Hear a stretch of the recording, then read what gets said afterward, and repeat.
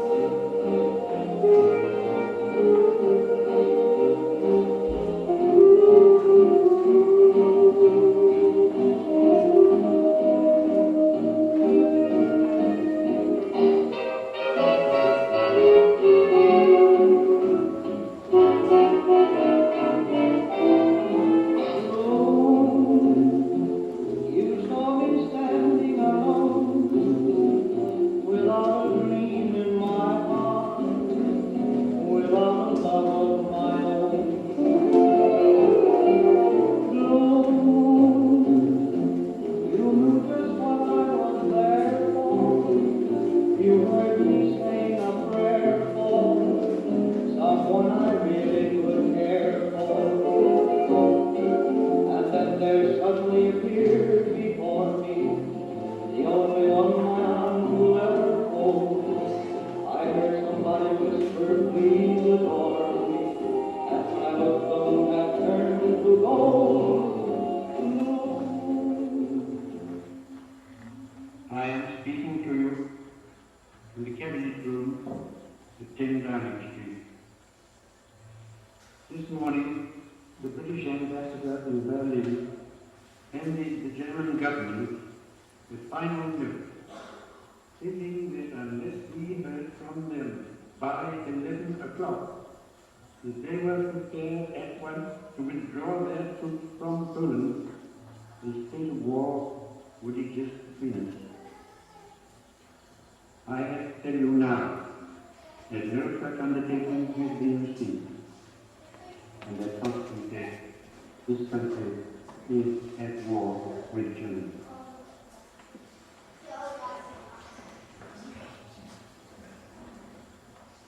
The outbreak of the Second World War brought an end to the carefully so-placed dancing to the bands and brought a change to Albert and Marjorie Rose's lives. I've met the most beautiful girl in the world. We go courting here in Abington Park every Sunday after church. We love listening to the bands play at the bandstand.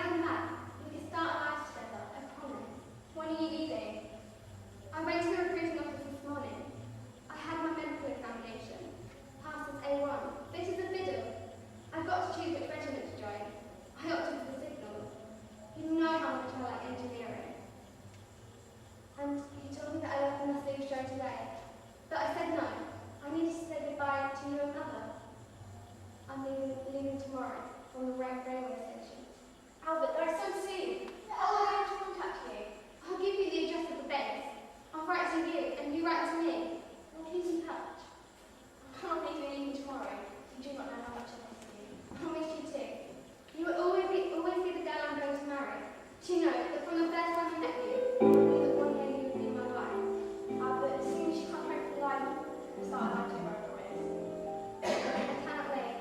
But for now, I need to explore our country for its safety and for all its people.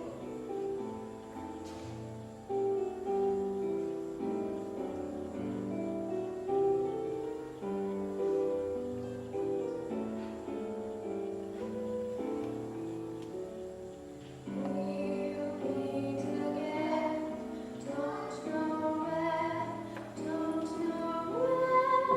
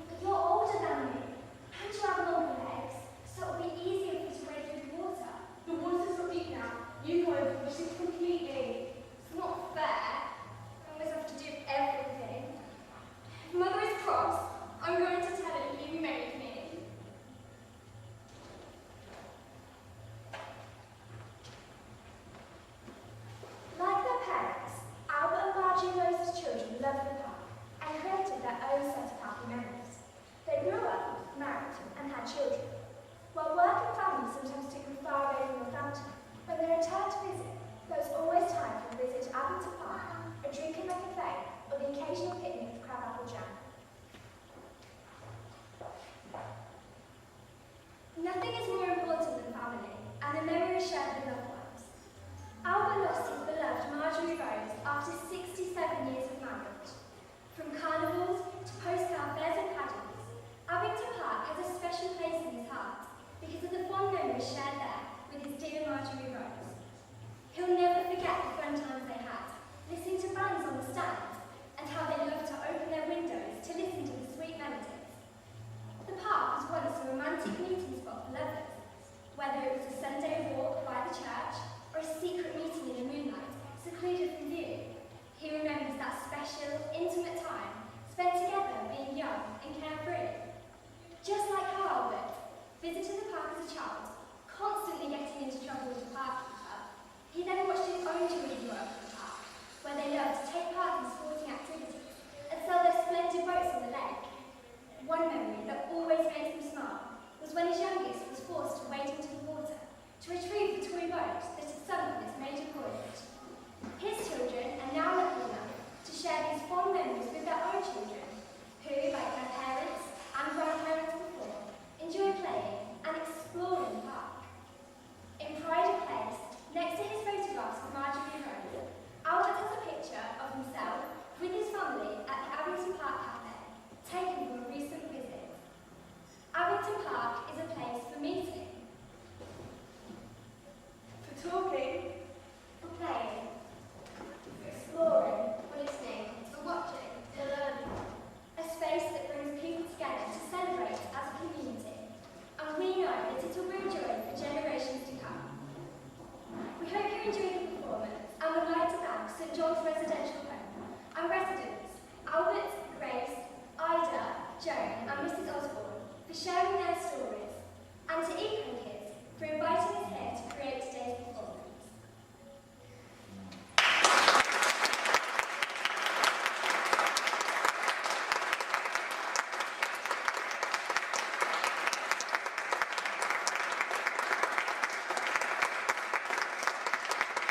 I'm sorry, Judy. He's an even bigger waste of space than you know who. You know who? You know who? You're talking about my dad, so why don't you just say it to my face? Freeze. No wonder he left. Don't ask bitches like you pair.